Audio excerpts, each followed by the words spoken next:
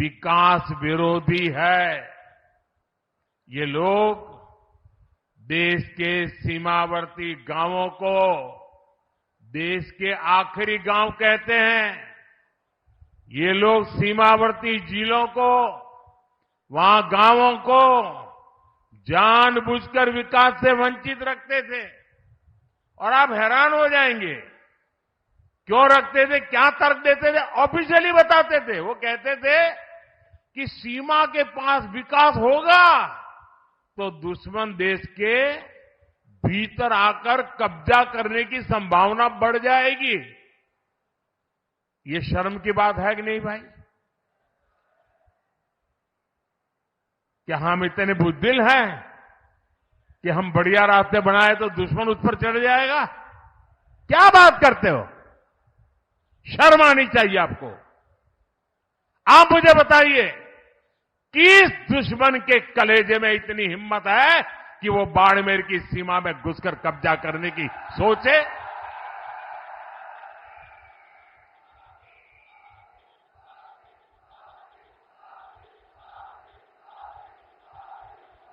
है हिम्मत किसी में?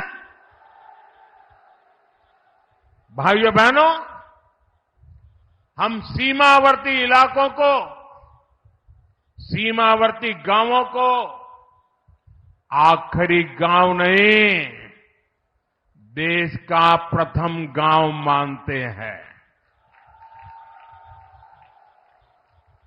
अलायंस वाले कितनी नफरत से भरे हुए हैं, ये इनके मैनिफेस्टो में भी नजर आता है।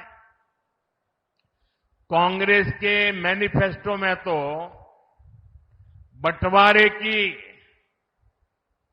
गुनहगार मुस्लिम लीग की छाप नजर आती है। अब इंडी अलायंस में शामिल एक और दल ने देश के खिलाफ बहुत खतरनाक ऐलान किया है। उन्होंने अपने मैनिफेस्टो में लिखा है, जिस पोखरण की धरती ने भारत को परमाणु शक्ति से संपन्न किया, अब इंडी अलायंस का कहना है कि हम भारत के परमाणु हथियार नष्ट कर देंगे, दरिया में डुबो देंगे। भारत जैसा देश, जिसके दोनों तरफ पड़ोसियों के पास परमाणु हथियार हो,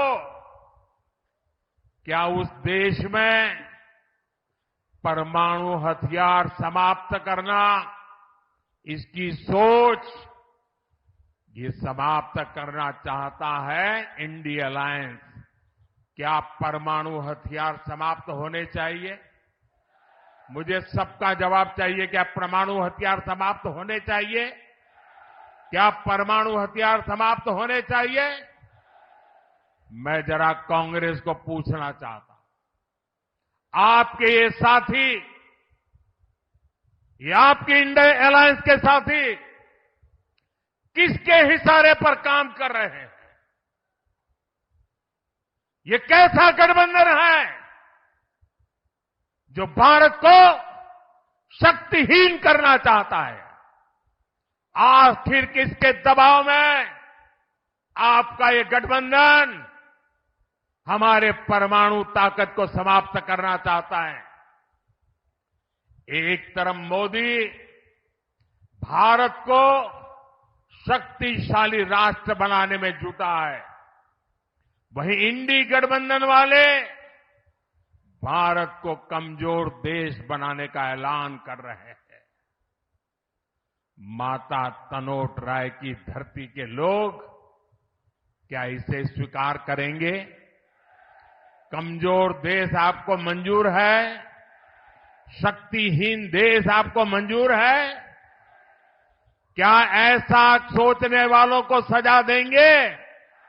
इस चुनाव में सजा देंगे? कमल पर वोट दबा करके उनको सजा देंगे?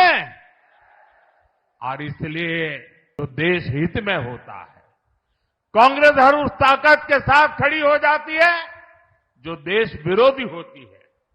आप देखिए, हम लोग देश में, राजस्थान में शक्ति की उपासना करते हैं, माता की उपासना करते हैं, लेकिन कांग्रेस के शहजादे कहते हैं कि वो हिंदू धर्म की शक्ति का विनाश कर देंगे।